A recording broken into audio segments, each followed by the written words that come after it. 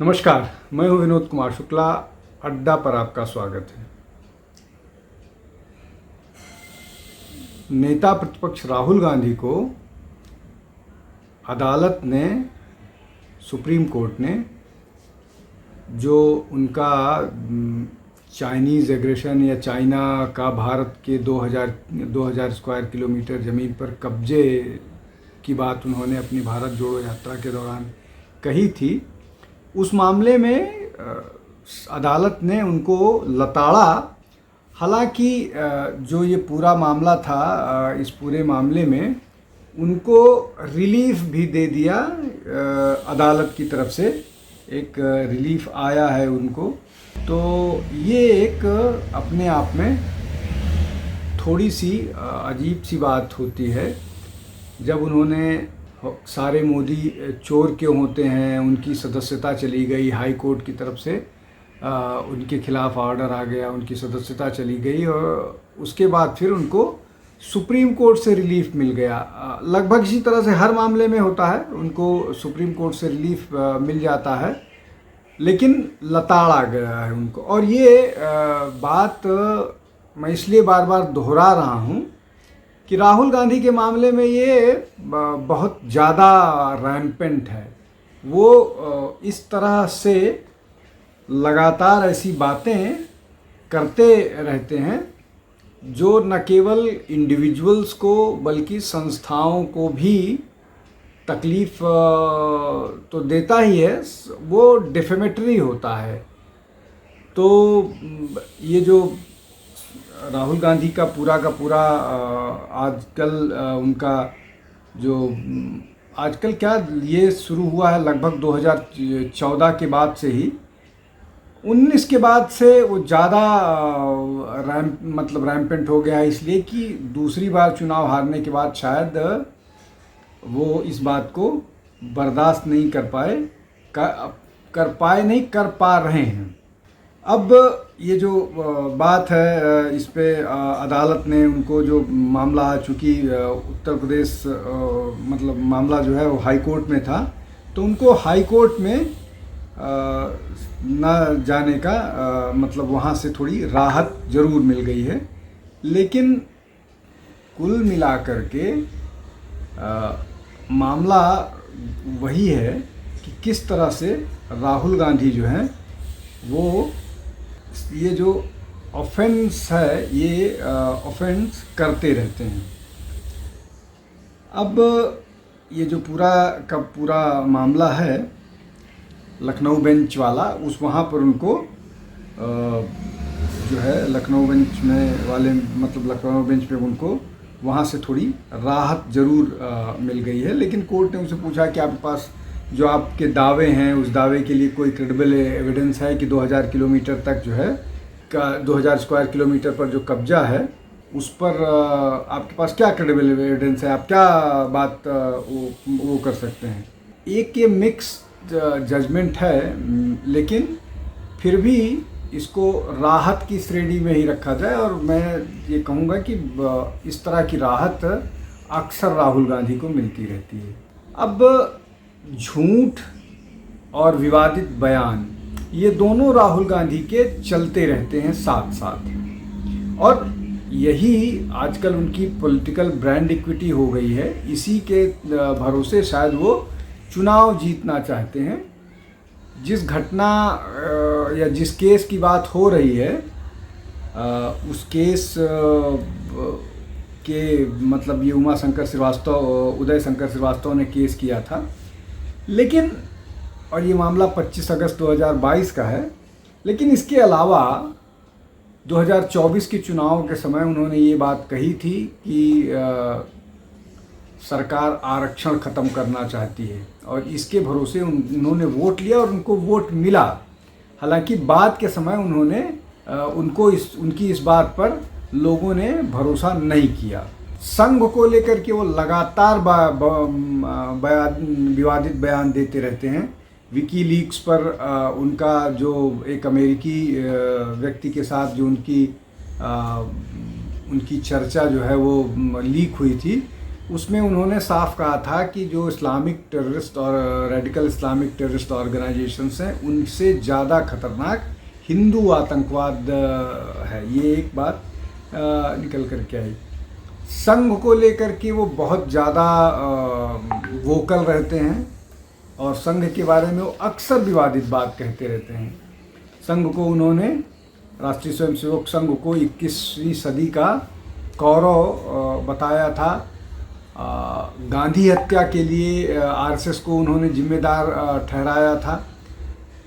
इसके अलावा वीर सावरकर को लेकर के वो लगातार बयान देते रहते हैं कि वीर सावरकर ने माफ़ी मांगी थी, उनकी माफ़ी को लेकर के बात कही थी।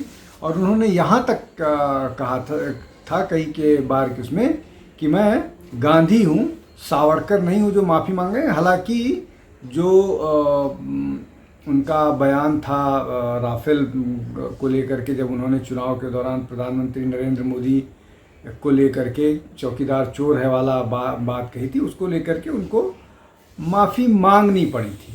गौरी लंकेश की हत्या में आरएसएस के शामिल होने की बात कही थी। आसाम में एक मंदिर में उनको नहीं घुसने दिया था, उसके लिए उन्होंने आरएसएस को जिम्मेदार माना था। इसके अलावा प्रधानमंत्री, गृहमंत्री, बाकी और नेताओं के बारे में वो इस तरह के बयानबाजी देते रहते हैं। जैसे अमित शाह के बारे में वो हत्या आरोपी की बात करते हैं। चौकीदार चोर की बात मैंने आपसे कही। मोदी को डंडे पड़ेंगे, इस तरह की बात उन्होंने कही थी। संसद में उन्होंने हिंदू हिंसक होता है, इस तरह की बात कही थी। और ये बातें जो हैं राहुल गांधी हमेशा करते रहते हैं। अब उनको डिफेंड करने के लिए अभिषेक मनु सिंघवी और कपिल सिब्बल जैसे वकील खड़े हो जाते हैं और शायद इस कारण उनको अदालतों से रिलीफ भी मिल जाता है। लेकिन शायद ये जो एक बात जनता के सामने निकल कर के जाती है कि ये बयान अगर राहुल गांधी को छोड़ करके किसी और नेता या किसी और व्यक्ति, सामान्य व्यक्ति का होता, अगर आप ग्राउंड पर जा कर के लोगों से चर्चा कीजिए तो उनका मानना यही होता है कि सुप्रीम कोर्ट कुछ ज़्यादा ही लीनियंट होता है राहुल गांधी के लिए। उसके लिए क्या कारण है नहीं कहा जा सकता, इसलिए कि दोनों मामले में, चाहे उनको जब उनकी सदस्यता गई थी तब जिस तरह का जजमेंट आया था वो, चाहे उनको पेशी से छूट या सावरकर मामले में जो उन पर पुणे में मामला चल रहा है या और बहुत सारे मामले हैं, या अभी जो ये चाइना वाला मामला हुआ है, इसमें जो उनको सुप्रीम कोर्ट ने रिलीफ दी है। हाई कोर्ट में जो श्रीवास्तव जी चाहते थे उससे जो उनको वो हुआ नहीं है, उसमें उनको राहुल गांधी को रिलीफ मिली है।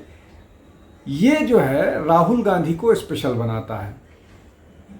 इसको लेकर के जनता का ये मामला, हालांकि जनता इस तरह की बात करती रहे, सुप्रीम कोर्ट का तो अपना तर्क ही होगा कि वो कानून के सम्मत काम करते हैं, लेकिन कानून में भी कई बार विषमताएं नज़र आती हैं। एक केस में कुछ इंटरप्रिटेशन होता है, दूसरे मामले में कुछ इंटरप्रिटेशन होता है, लेकिन वो निश्चित तौर पर सुप्रीम कोर्ट के ऑनरेबल जजेस का अपना विवेक और प्रेरोगेटिव है ही है, तो वो उसी हिसाब से इंटरप्रेट करते हैं। हम पत्रकार के नाते जो चीज़ें नज़र आती हैं उसको विश्लेषित करने की कोशिश करते हैं। अब ये जो सारे के सारे मामले हैं वो लगातार चर्चा में रहते हैं, और जब कोई इस तरह का डिसीज़न आता है तो एक के बाद एक सर्कुलेट होने लगते हैं। जब एक के बाद एक सर्कुलेट होने लगते हैं तो ये सारी चीज़ें आएंगी। जैसे जब राष्ट्रपति का अभिभाषण हुआ था उस समय उन्होंने राष्ट्रपति के बारे में जिस तरह की बात कही थी उन्होंने, और उनकी माता सोनिया गांधी ने कि वो गरीब हैं और उनको बोलने नहीं दिया गया, थकी थी, वो भी ठीक नहीं था। इसके पहले भी